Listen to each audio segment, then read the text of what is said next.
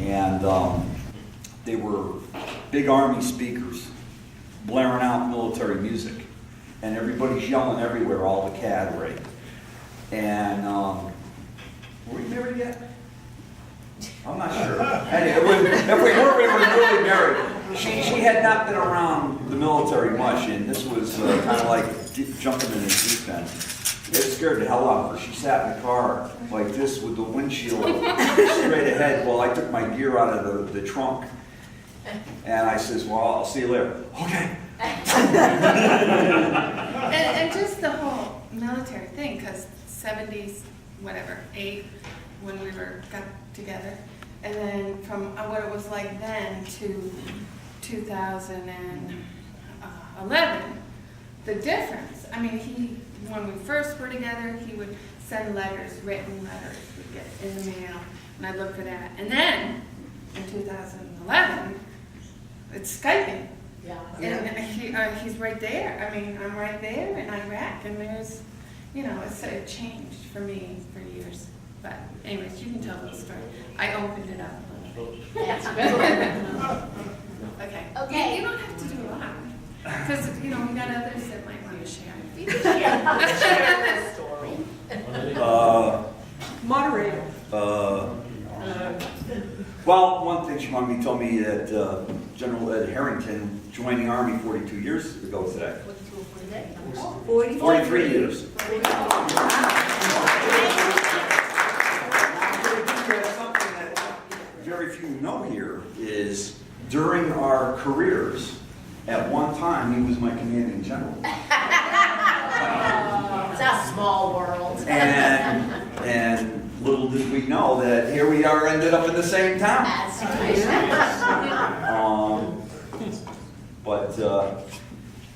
Yeah, a lot of things changed. I was watching this morning the John F. Kennedy that was on Sunday morning yesterday. I watched it today, TiVo. And it brings back a lot of that stuff of how we used to write letters. And I was like that guy from Roots that I like to write, and I'm considered pretty decent at it. And I would write letters for guys because they didn't know what to say to the girls. And it's nothing like writing letters to the girls that you're never ever going to meet. So I there's good times and bad times, and I finished my time with 15 months in Iraq, and a lot's changed too. A little bit tainted because we have guys fighting in Afghanistan, and if you watched a week worth of news, you wouldn't even know we were at war, and that bothers the shit out of me. I'd say something else, but we are in this company.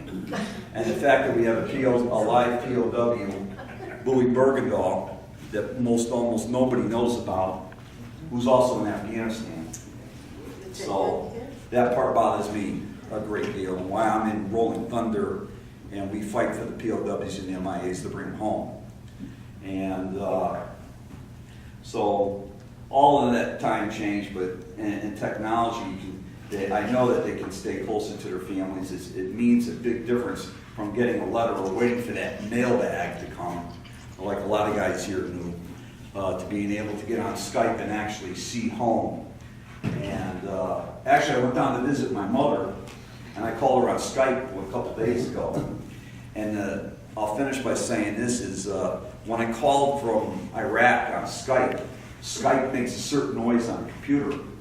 And my dog would run to the computer, and because he knew it was me, and he could hear my voice. And then he's a Beagle Basset Hound.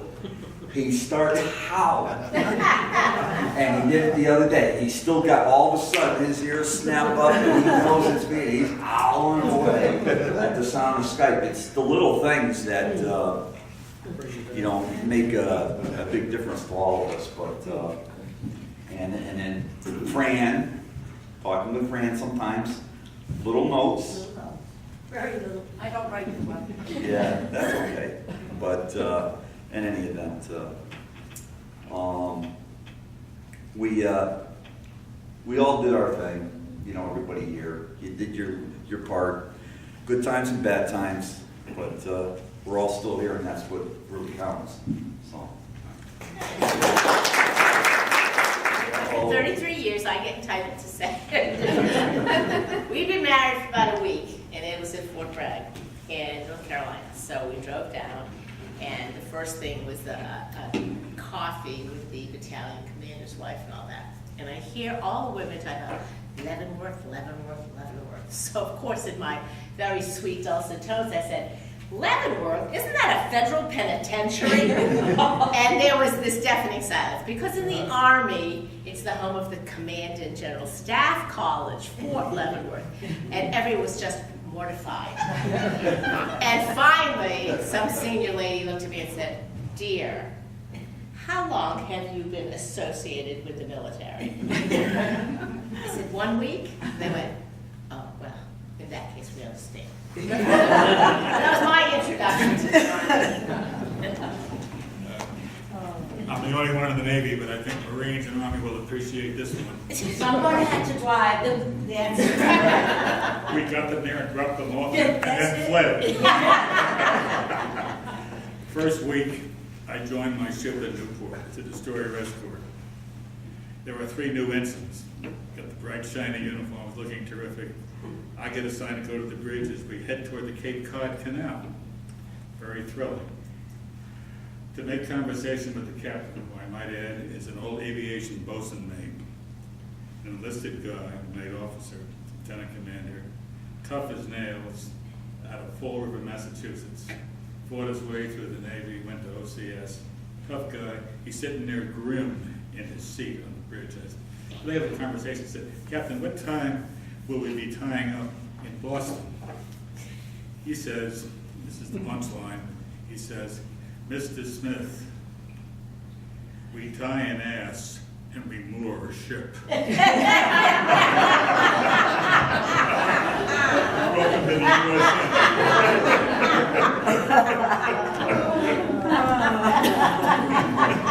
This was after the Second World War. I'm a survivor of that war. And a word went out. The Navy is coming to Copenhagen. Well, we were so happy to see the Americans and the English coming for our freedom. So we went in there to see all these ships. And of course, you know, the Navy took over all Copenhagen. Yeah. So, girls. they had a lot of fun there. So, I came here to the United States in 1960. I came along, 3 suitcases and $17. Well, Marty, you go to work. Well, where do I go? Yeah, well, it was a big change. So later on, we took a ride up the Hudson River. And here all these proud ships that we had seen come into Copenhagen Harbor, there they were, lined up, mothballs. I was just so sad to see all these ships, so proud ships, you know, to have fought through all these wars and just sit there. That's my story. Yeah. Here I am.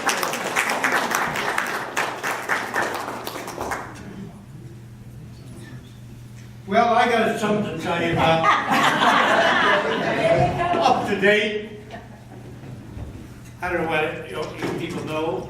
Every Marine Corps birthday, we do a ceremony down at the State House. We raise the Marine Corps flag on top of the State House. Well, this year, there must have been 40 poolies. Now, a poolie is a young man that's going to be entering into Paris Island very shortly. And they were all on the steps when I got there. And they all had sweatshirts on. And lo and behold, the sergeant, who was in dress blues and tennis shoes, he said to them, "Take the sweatshirts off." Well, we couldn't hear what he was saying, but they all took their sweatshirts off. And if you remember, November the 10th this year was about the nicest weather. And the cement down in front of the Concord State House was all wet. He brought them all down. And every one of them had to do 20 push-ups. And the sergeant in his dress blues did the push-ups along with them in front of them. These are the kind of people we're getting in the service today that want to belong. Not that they have to, but those poor guys stood there for an hour and you could tell they were cold. That's nothing compared to what they're going to go to down at Paris Island, but they were getting an introduction. And these I was very proud to see these young boys do what they did that morning. I felt sorry for them. Yeah. Just a little bit, though.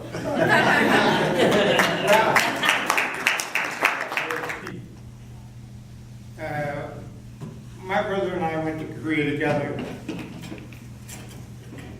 And we were in, of course, 2 different regiments. But I got off the ship before my brother did. And I went down to cargo net, and we went into Wonsan in North Korea, and I never got to see my brother until we got back down to South Korea. And the happiest moment of my life was to see my brother come across the rice paddy as I was taking things out of my bag to put into the tent. He made it as well as I did, and I never got to see him. All the while he was up there with me in North Korea. It was a happy day for me. That's my story.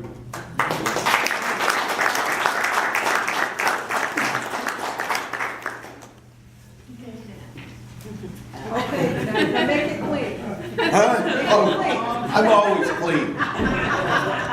My old man was in the 10th Mountain Division in the Second War. My uncle was in Colonel Carlson's 2nd Rated Battalion, Marine unit. And my old man went through trained at Camp Hale, Colorado, and Fort Lewis, Washington. Now, I also have a nephew who is in Special Forces right now. And he was training last summer, and one of his DIs, who was a really, like all DIs, a really hard fella.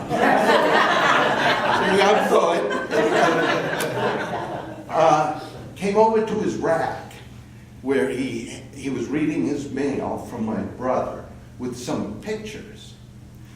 And one of the pictures had this 10th Mountain man.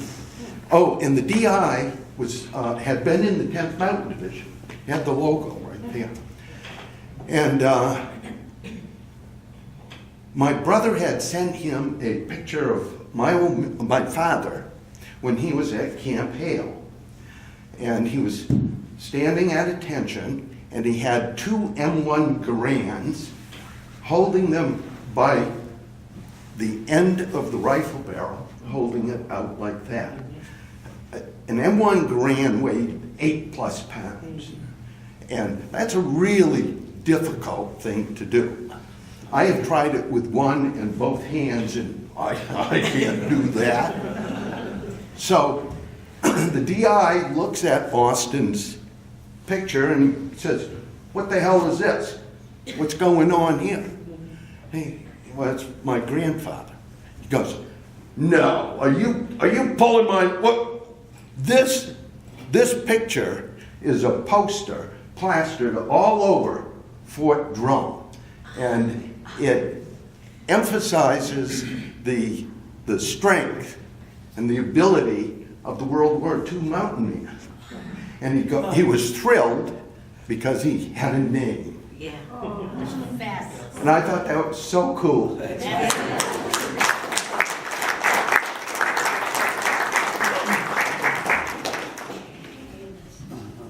Arnold Sheriff, Fort Jackson, South Carolina, 43 years ago tonight. No way I'd have convinced the drill sergeant or the mess sergeant that I would prefer macaroni with cheese. With a little spinach on the side, some fruit on the side and things like that. They wouldn't have agreed with me on that. And the way I found out about that was January 15th of 1970, I found out I won the only lottery I've ever won in my whole life. The draft lottery. But it's so nice to know that people care. And experienced some time early on in the Army when it really appeared as though no one cared. And as we all do, for people in our lives, people in my past, that will remain with me for the rest of my life, that aren't here.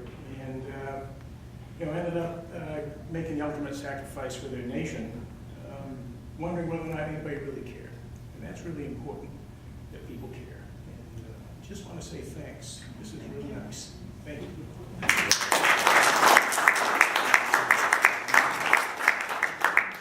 was in the Army first, the Air Force later, but there's a little humor. You may remember the gamma boots? Oh, yeah. Yeah, they were a nightmare. Yep. But I was supposed to work on Hueys, but they needed someone to work on tanks, so I got sent to Fort Lewis, Oklahoma, and somebody didn't know what they were doing. What happened was the hatch was open. I was driving the tank. The M90 and somebody fell over a tree, and everybody said, "Get out, get out!" And I'm looking out, well, what do you get out for? And I looked down there, so it was wiggling. Snake on the tank, everybody got out, and I was the last one out. And we all got in trouble. That's supposed to, pull the ignition off. And another one was I was in the Court Air Force days. Well, I think 76. I was working a dry bay and C-140. I think it was C-140. I'm not sure. I heard, we're shaking. I'm saying helmet blew. And I thought, something messing with the plane. I stuck a tank down there. Hey, want to go see the plume? Very interesting, I stayed in the States, and one guy asked me, how come you have a disability if you leave the States? Well, I arm wrestled somebody, and he broke my wrist, and I didn't say nothing for a month. I don't want to get him in trouble, but somebody turned him in, and they got plastic in here. But, you don't go out arm wrestle a guy that's 3 times bigger than you.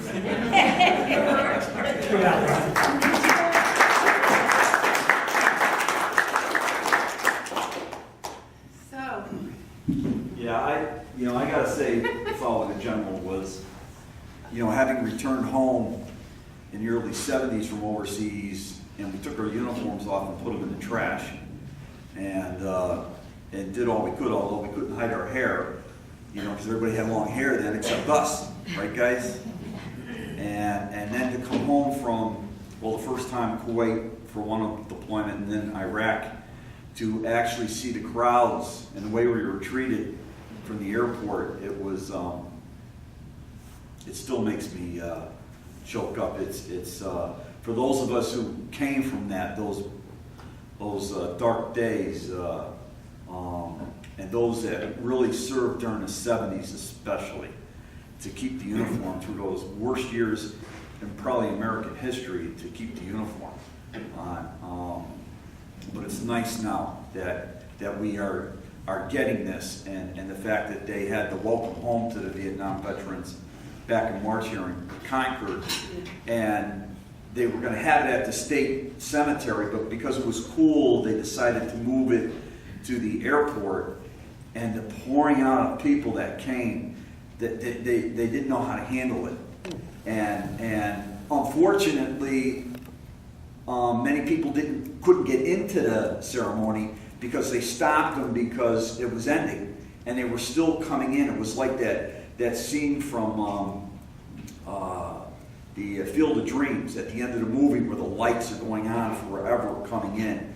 And that's the way the ceremony, and people were coming up to us because I guess it's our gray hair. They know those of us that serve. You know, came up to me, and one state congresswoman from Littleton came up to me as I'm sitting on my motorcycle, and she shook my hand, and she just held it and stared at me, and tears were coming out the corner of her eyes. It took a long time for something like that to happen, but it's nice that our troops now are getting the right respect, and I'm happy for that. And that's because of folks like yourself are doing that. You know, we can always congratulate ourselves, but it's those of you that, and we know that the ones that were at home did not have it easy. She did not have it easy. I mean, most of us that were overseas think the wives at home had it harder than we did. And it's true, because they really have to carry on and do the things that we would do if we were home. So I want to thank the wives.